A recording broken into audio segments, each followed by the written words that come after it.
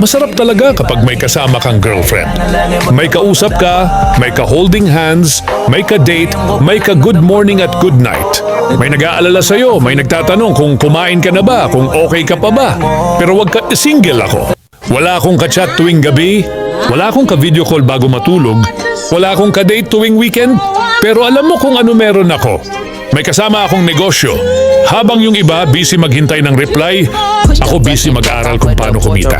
Habang yung iba puyat kakaisip kung mahal pa ba siya, ako puyat kakaisip kung paano palalakihin ang income ko.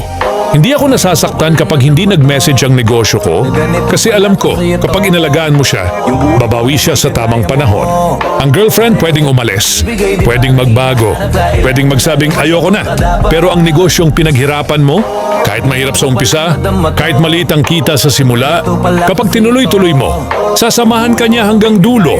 Single ako, oo, pero hindi ako nag-iisa. Kasama ko ang pangarap ko, kasama ko ang sipag at tiyaga ko. Kasama ko ang negosyo na unti-unting binubuo ang kinabukasan ko.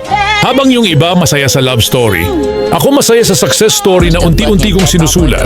Kaya kung single ka rin, huwag kang malungkot. Hindi ka kulang. Baka pinaghahandaan ka lang ng mas malaking plano. Single ngayon, pero secured sa future.